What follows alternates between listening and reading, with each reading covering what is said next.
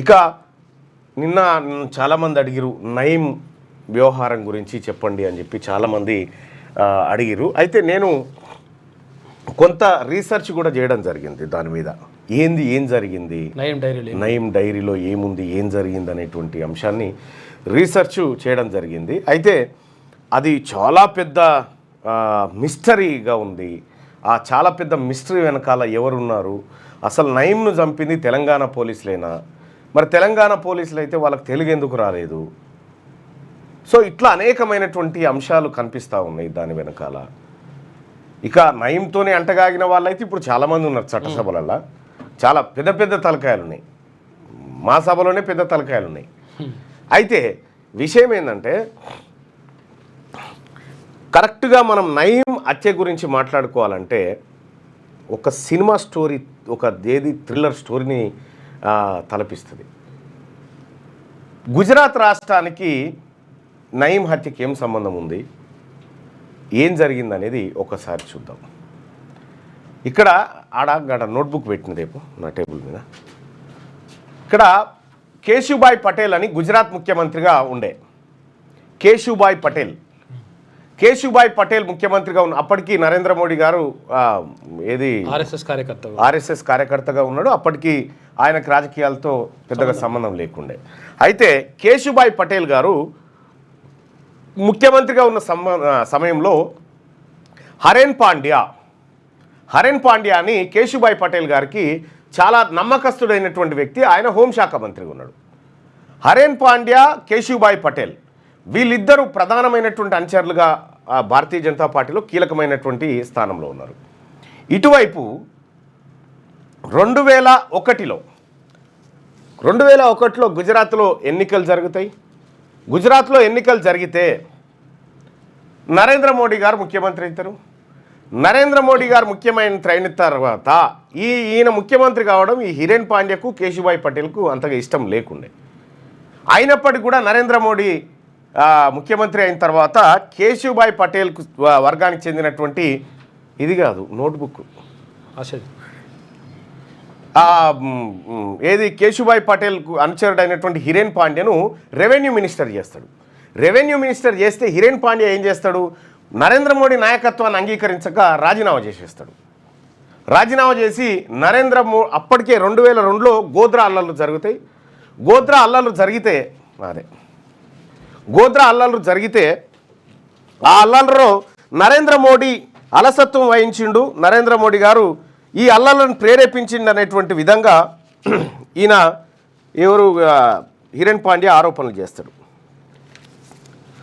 ఈ హరేన్ పాండ్యా ఆరోపణలు చేస్తే కరెక్ట్గా ఏం జరుగుతుందంటే గోద్రా అల్లర్లు జరిగితే గోద్రా అల్లర్లు ప్రేరేపించే విధంగా నరేంద్ర మోడీ వ్యవహారం ఉందని ఈయన గోద్రా అల్లర్ల పైన విచారణ చేస్తున్న స్వతంత్ర కమిషన్కు హరేన్ పాండే రహస్యంగా ఒక నివేదిక ఇచ్చిండు అనేటువంటి ఆరోపణలు ఉన్నాయి. దాంతో ఏం జరిగిందంటే ఈ హరేన్ పాండ్యా అంటే కేశుభాయ్ పటేల్ వర్గం వర్సెస్ నరేంద్ర మోడీ వర్గంగా మారిపోయింది బీజేపీలో. అప్పుడు నెక్స్ట్ జరిగినటువంటి ఎన్నికలు నాటికి హరేన్ పాండ్యాకు అసలు టికెటే రాదు. నరేంద్ర మోడీ సూపర్ పవర్గా గుజరాత్లో ఉంటాడు భారతీయ జనతా పార్టీలో. హరేన్ పాండ్యాకు అసలు టికెటే రాదు.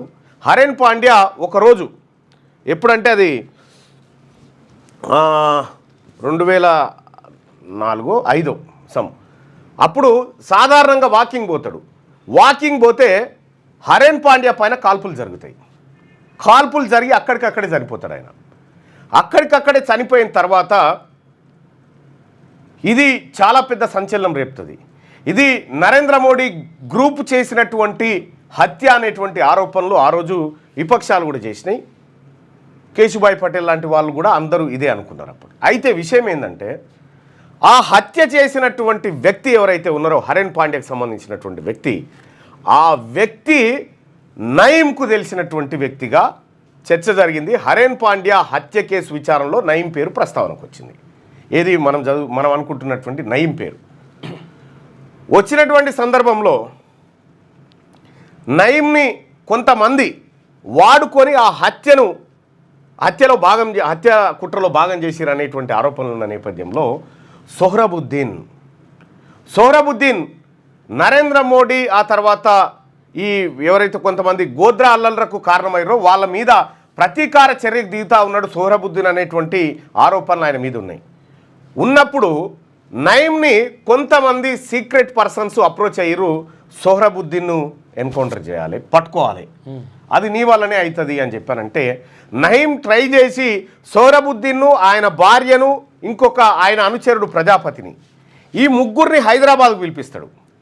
హైదరాబాద్కు పిలిపిస్తే హైదరాబాద్లో 10 రోజుల పాటు వాళ్ళు నయీంతో కలిసి ఉంటారు. ఈ ముగ్గురు నయీంతో కలిసి ఉంటారు. నయీంతో కలిసినటువంటి సందర్భంలో 10 రోజులు ఇక్కడ ఉన్న తర్వాత వాళ్ళని సంగీత్ ట్రావెల్స్ బస్సులో హైదరాబాద్ నుంచి సాంగ్లీకి పంపించడం కోసం వాళ్ళని బస్సు ఎక్కిస్తాడు, టికెట్లు బుక్ చేసి పంపిస్తాడు. కరెక్ట్గా జైహీరాబాద్ కాడికి పోగానే యాంటీ టెర్రర్ గ్రూప్కి సంబంధించినటువంటి పోలీసులు జైరాబాద్ కాడ బస్ ఆపి సోహ్రబుద్దీన్, ఆయన భార్య, ఆ తర్వాత ప్రజాపతి, ఈ ముగ్గురిని బస్సు దించి సోహ్రబుద్దీన్ను ప్రజాపతినేమో గుజరాత్లో ఉన్నటువంటి ఒక ఫామ్ హౌస్లో నిర్బంధించారట.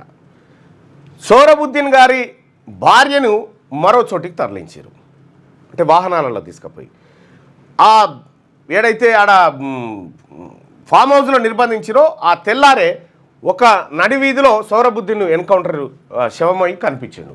పోలీసులు ప్రకటించారు ఆయన ఎన్కౌంటర్ చేసినామని. ఆ తర్వాత ఈ సోహ్రబుద్దీన్కి సంబంధించినటువంటి హత్య ఎవరైతే సోహ్రబుద్దీన్ పట్టుకున్నారో ఆ వివరాలు ఆ భార్యకు, తర్వాత ప్రజాపతికి, ప్లస్ వీళ్ళని దోలిచ్చినటువంటి వీళ్ళని ఎవరు పట్టుకోపోతున్నారో ముందే తెలుసు కదా ఎవరికి, నయీంకి. అయితే వీళ్ళకు మాత్రమే తెలుసు దీనికి సంబంధించి. ఇక్కడ ఏం జరిగిందంటే నరేంద్ర మోడీ గారు ఆ రోజు 2001లో సీఎంగా ఉన్నప్పుడు హోంశాఖ మంత్రి అమిత్ షా, హిరేన్ పాండ్యా హత్య జరిగిన నాటికి అమిత్ షా గారు హోంశాఖ మంత్రి, ఆయన మీద ఆరోపణలు వచ్చినాయి. అయితే ఈ ముగ్గురికే తెలుసు కదా ఇక ఆయన ఎన్కౌంటర్ చేసిరు. ఎన్కౌంటర్ చేసిన మరుసటి రోజే సోహ్రబుద్దీన్ భార్యను అసలు ఎక్కడ ఆనవాళ్ళు లేకుండా ఖతం చేసేసారు, ముక్కలుగా ఖతం చేసేసారు. ఆ తర్వాత ఇతను తప్పించుకొని పోయాడు, ప్రజాపతి తప్పించుకొని పోతే ప్రజాపతి కోసం వేట కొనసాగించి కరెక్ట్ ఏడాది తర్వాత ప్రజాపతిని కూడా చంపేశారు. కేసు ఇది. ఇక హిరేన్ పాండ్యా హత్య ఎట్లా జరిగింది అనేటువంటి కోణంలో ఎంక్వైరీ జరుగుతూ ఉంది. అప్పట్లో యూపీఏ గవర్నమెంటు స్వతంత్ర కమిషన్ వేసి విచారణ చేపిస్తూ ఉంది. సిబిఐ ఎంక్వైరీ స్టార్ట్ అయిపోయింది. సిబిఐ ఎంక్వైరీ స్టార్ట్ అయింది. సిబిఐ ఎంక్వైరీ స్టార్ట్ అయినటువంటి సందర్భంలో సిబిఐ ఆధారాలు సేకరించడం కోసం అసలు వీళ్ళు హైదరాబాద్కి ఎందుకు వచ్చారు, నయీంని ఎందుకు కలిసిరని నయీంను పట్టుకోవడానికి సిబిఐ వేట మొదలుపెట్టింది. సిబిఐ వేట మొదలు పెడితే సిబిఐకి నయీం దొరకలే. సరే, అతనికి అనేకమైనటువంటి పోలీసుల సపోర్ట్ ఇక్కడ ఉండే, మా అందరికీ తెలుసు. కొద్దిగా గతంలో రిటైర్డ్ అయిన డీజీపీలు వాళ్ళు 1000 కోట్లు సంపాదించారు నయీంని అడ్డం పెట్టుకొని, ఇప్పుడు కూడా ఉన్నారు కొంతమంది. సరే, ఇది జరిగింది. నయీం కోసం వేట కొనసాగిస్తే నయీం దొరకలే. గుజరాత్లో విచారణ జరిగితే పారదర్శకంగా ఉండదని సిబిఐ ఏం చేస్తుందంటే ఈ కేసును బాంబేకు తరలించండి అని చెప్తుంది. అప్పుడు కేసు బాంబేకి వస్తుంది. కేసు బాంబేకి రాగానే కరెక్ట్గా ఇంకొక 25 రోజులలో కేసు ట్రయల్స్ స్టార్ట్ అవుతూ ఉన్నాయి. ట్రయల్స్ స్టార్ట్ అవుతూ ఉంటే ఇక మిగిలింది ఎవరు మరి ఈ కేసులో ఈ హత్య గురించి తెలిసింది? నయీం ఒక్కడే మిగిలిండు. కేసు విచారణ ప్రారంభమవుతుంది అనేటువంటి 20 రోజుల కంటే ముందు కరెక్ట్గా 2016 ఆగస్టు 7 తారీఖు రోజు నరేంద్ర మోడీ గారు హైదరాబాద్ వచ్చాడు. నరేంద్ర మోడీ గారు హైదరాబాద్ వచ్చి వివిధ సభల్లో పాల్గొని వెళ్ళిపోయిండు. నరేంద్ర మోడీ గారు ఢిల్లీకి పోయే వరకు నయీం మర్డర్ అయింది. నయీం హత్యకు గురైంది, షాద్నగర్లో హత్యకు గురైంది. వాస్తవానికి ఇది చాలామంది కేసీఆర్ ప్రభుత్వం చేయించిన హత్యగా అప్పుడు అనుకోరు. కానీ ఆ మిలీనియం టౌన్షిప్ ఏదైతే ఉందో, నయీం షాద్నగర్ దగ్గర మిలీనియం టౌన్షిప్లో ఎన్కౌంటర్ కాబడ్డాడు కదా, ఆ టౌన్షిప్లో ఫస్ట్ నయీం అక్కడ, నయీం భార్య, నయీం అక్క, నయీం అమ్మ ముగ్గురు ఫస్ట్ వెహికల్లో వచ్చారు అక్కడ ఒక సెటిల్మెంట్ కోసం. వాళ్ళు ఆ ఇంట్లోకి పోయిన తర్వాత నయీం రెండో వెహికల్లో వచ్చిండు. రెండో వెహికల్ దిగిన కొద్ది క్షణాల్లోనే అతన్ని ఖతం చేసేసారు. అయితే నయంను కాల్చినటువంటి వ్యక్తులు అలా ఇంట్లోకి పోయి ఇంట్లో వాళ్ళని కూడా నిర్బంధించి ఎక్కడ అక్కడ కూర్చున్నబెట్టి అసలు వాళ్ళకు తెలుగు అక్షరం రాదు, ఉర్దూ అంతకంటే రాదు, ప్యూర్ హిందీలో మాట్లాడినట్టుగా మన రీసెర్చ్లో తెలిసింది. అయితే ఈ విషయం తెలంగాణ పోలీసులకు ఎన్కౌంటర్ అయిన తర్వాత తెలిసినట్టుగా మనకు సమాచారం ఉంది. తర్వాత సిట్ వేసిరు, ఆ సిట్లో రకరకాలుగా మాట్లాడుకున్నారు. అయితే కొంతమందికి ఏమో నయం చనిపోవడం కావాలి, కొంతమందికి ఏమో నయం దగ్గర ఉన్న ఆస్తులు కావాలి. ఆ రోజు ఆ ఇంట్లో మిలీనియం టౌన్షిప్లో 10,50,00,000 రూపాయలు ఆ ఇంట్లో ఉండే అని మనకు విశ్వసనీయ సమాచారం. నగదు ఆ 10,50,00,000 రూపాయలను లెక్క పెట్టడానికి షాద్నగర్ చుట్టూ ఉన్నటువంటి బ్యాంకుల దగ్గర పోయి మిషన్లు తెచ్చారు. మిషన్లు తెచ్చి మొత్తం లెక్క పెట్టారు. మొత్తం డబ్బంతా లెక్కబెట్టి 3 లక్షలు దొరికినాయని పేపర్ మీద పెట్టారు. నయంకి సంబంధించినటువంటి డైరీలో నయంని ఎవరెవరు కలిసిరు, ఎక్కడెక్కడ కలిసిరు, ఏం కథ అనేది కంప్లీట్గా పిక్చర్ ఉంది. ఆ డైరీలు తెలంగాణలో అప్పటి ప్రభుత్వ పెద్దల దగ్గర ఉన్నట్టుగా తెలుస్తూ ఉంది. ఆ డైరీలో ఉన్నటువంటి పేర్ల ఆధారంగా మీరు బాగా అబ్జర్వ్ చేయండి. ఇది 2016లో నయం ఎన్కౌంటర్ జరిగిండు. 2016లో నయం ఎన్కౌంటర్లో ఆ డైరీలు దొరికిన తర్వాత నల్గొండ జిల్లా నుంచి లేకపోతే ఇతర మహబూబ్ నగర్ ఈ ప్రాంతాల నుంచి టీఆర్ఎస్ పార్టీలోకి వలసలు పెరిగినాయి. మీరు చూడండి, ఎందుకంటే ఇలా పేరన్లు ఉంది. వస్తావా సస్తావా అంటే చాలామంది పార్టీ మారిరు, అందులో చాలా పెద్ద తలకాయలు ఉన్నాయి. అసలు ఇంకా ఇన్డెప్త్కి పోతే చాలా భయంకరమైన నిజాలు ఉన్నాయి. సో నేను చేసినటువంటి రీసెర్చ్లో విత్ డేట్లు నేను ఆ జడ్జిమెంట్ కాపీ కూడా చదివిన. అయితే అక్కడ గుజరాత్లో ఏదైతే ఈ కేసును ఎంక్వైరీ చేస్తూ ఉన్నాడో జడ్జి గారు, ఎవరైతే విచారణ చేస్తూ ఉన్నారో ఆ జడ్జి కూడా చచ్చిపోయాడు. ఆ జడ్జి హత్య జరిగిందా, హార్ట్ అటాక్ కానీ మొత్తానికైతే అనుమానాస్పదంగా మృతి చెందిండు. మొత్తం ఈ ఎంటైర్ వ్యవహారం అంతా ఎట్లా ఉంది, దేని చుట్టూ ముడిపడి ఉందనేది మనం అర్థం చేసుకోవచ్చు. సరే, ఆ తర్వాత బాంబే కోర్టు సరైన ఆధారాలు లేవని చెప్పి అందరినీ నిర్దోషులు అని చెప్పేసింది. నిర్దోషులు అందరూ అయ్యారు కానీ చచ్చిపోయింది ఎట్లా అనేది మళ్ళీ మిస్టరీయే. సో ఆ బాంబే కోర్టే, ఏది స్పెషల్ సిబిఐ కోర్టే ఇందులో నరేంద్ర మోడీ పాత్ర లేదు, ఆ తర్వాత అమిత్ షా పాత్ర లేదని చెప్పి ఎట్లాంటి ఆధారాలు లభించలేదు. ఎక్కడన్నా సాక్షి దొరికితేనేమో ఏమైనా బలపడు, ఏ సాక్షి దొరకలే. జరిగినటువంటి కథ నాకు అర్థమైన కాడికి ఇది వాస్తవానికి నయం ఉండడం తెలంగాణ పోలీసులకు చాలా ఇష్టం బతికుండడం. ఎందుకంటే అనేక కార్యక్రమాలు ఆయన ద్వారా చేస్తూ ఉన్నారు. ఎన్కౌంటర్ స్పెషలిస్ట్గా ఉన్నటువంటి పోలీస్ అధికారి నిత్యం కలిసేటోడట నయంను. ఆ తర్వాత ఒక పాల సంస్థకు పనిచేసినటువంటి మదర్ డైరీలు అటు ఇటువంటి దానికి పనిచేసినటువంటి కుటుంబం కంప్లీట్గా ఆయనతోటే ఉందంట. ఇట్లా అనేకమైనటువంటి సెటిల్మెంట్లు, భూదందాలు నయంను అడ్డం పెట్టుకొని నల్గొండలో ఉన్నటువంటి ఒక వర్గం చేసింది అనేది స్పష్టంగా అర్థమవుతూ ఉంది. సరే, నయం రాష్ట్ర వ్యాప్తంగా చేసిన అరాచకాల మీద నయం శరీరాన్ని ఎవరు ఎట్లా వాడుకున్నారు అనేది సపరేట్ ఎపిసోడ్లో చూద్దాం. కానీ నయం ఎన్కౌంటర్కి సంబంధించినటువంటి అంశాలు ఇవే.